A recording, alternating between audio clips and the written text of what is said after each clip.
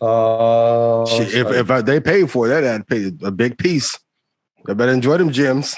Let's see, Clavon. I hope I said that right. Clavon, I'm yourself. You've been unmuted. What's going on? Appreciate it, fellas. How you feeling? I'm feeling good. Hey, Ian, you keep coming through. You dropping 60 every night. Thank you. It's crazy. I got a one question and a little note for everybody. So Ian mentioned about buying a bunch of shares a year, and one stock I've been buying a lot is SPLG. It pretty much mirrors SPY and the S&P 500. It's like $3 a share. Mm-hmm. So for all of us on a budget, you can buy a bunch of those every week and you're good. Super gem. Slow down. I want to give you flowers. That is a super gem. Hey, appreciate that. That's all you. That's all you guys are just teaching us how to research stocks. You executed. So yeah.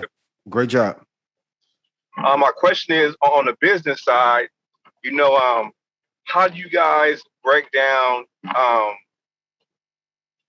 the revenue that you take home for yourself in your business? Me and my wife are launching a business pretty soon, and we're trying to figure out. No one teaches you how much you put in your pocket. So how do you guys come up with that formula for yourselves? That's a good question. Yeah, who want to go first? I'll attack it and then I'll let everybody else speak. For us, we didn't really use any set formula. For the first year, we didn't take any money. We reinvested the money because we knew that it wasn't time to actually take money.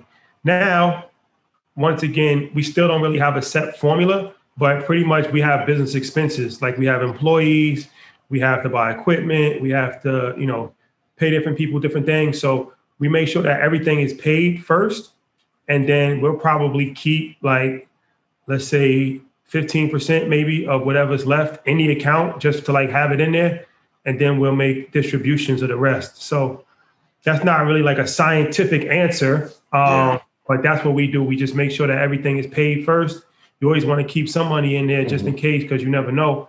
And then after that, you can pay yourself, what's ever left. But we didn't pay ourselves for over a year. That's extremely important to understand when you go into business. It's not like you're just going to start making money and taking money right away. You got to reinvest in it to actually grow the business so you can actually reach a point where you can take money without actually hurting your bottom line. Yeah, if you go back to our track listing of our episodes, I think it's Alex's episode. The title is "Stay Down Till You Come Up," and it fit his title of his episode, but that was something that we were having amongst each other. We're like, listen, we're not going to touch anything. Let's just stay down. Let's stay down, because we knew the long-term vision, right? Invest in yourself, invest in the company first, and everything else will come. Ian, what's your trial and error. First, I took out too much money. So I got started in 2003 before Get Rich or Die Trying came out. So I was in college. I was broke, even though I was wearing Versace and Prada and Gucci and shit. So that's why I'm the designer thing is stupid. Then I didn't take out enough.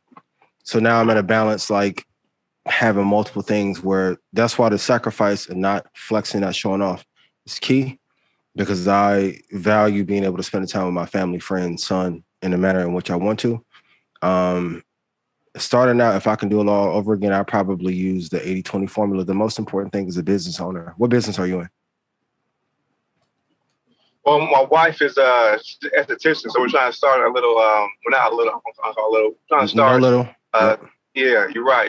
A skincare line, so it's into the holistic, treating your skin the right way, and it's called Love My Glow. And then I want to get into the vending machine business and just get that going. We want to get some multiple streams of income in here outside of my full-time job. So keep the job. Figure it all out. Keep the job until the businesses are paying at least 3 times or 4 times what the salary pay. Because this is the thing a lot of entrepreneurs don't talk about. When you're an entrepreneur, your insurance premiums are crazy. Mm-hmm. Some cases a mortgage, right? I know you and your wife may not want to hear it, but I'm going to tell you, please invest half of your gross revenue into long-term investing. Talk to an advisor first. But there's going to be a time in which that customers may not buy another brand they may favor more. But the thing that I see with most businesses, they're not able to get over that 3 or 5 year hump when they could make it.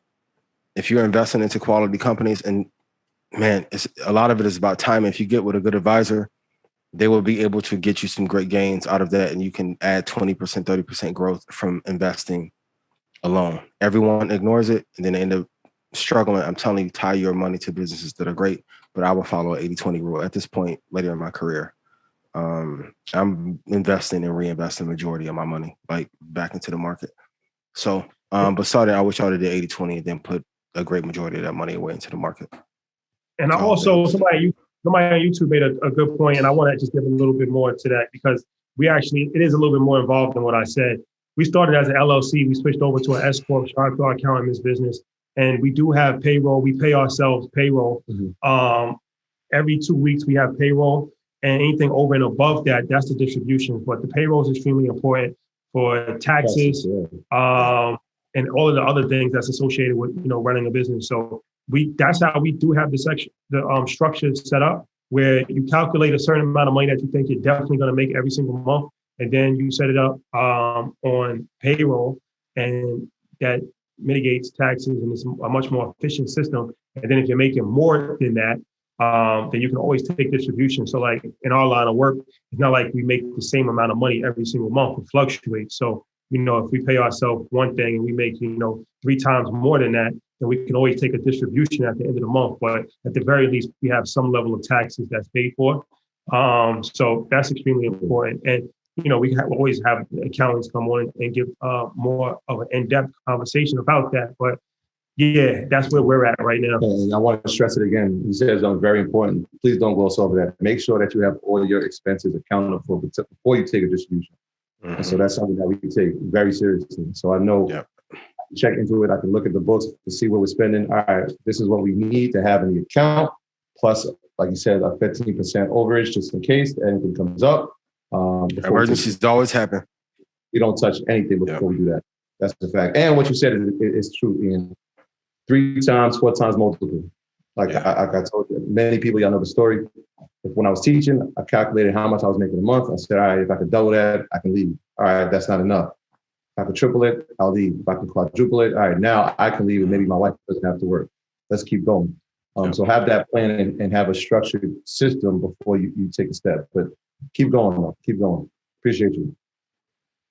Thank you. Appreciate y'all. Thank y'all. Have a good night, man. Hey, keep teaching, keep learning. Thank you, brother. I appreciate that.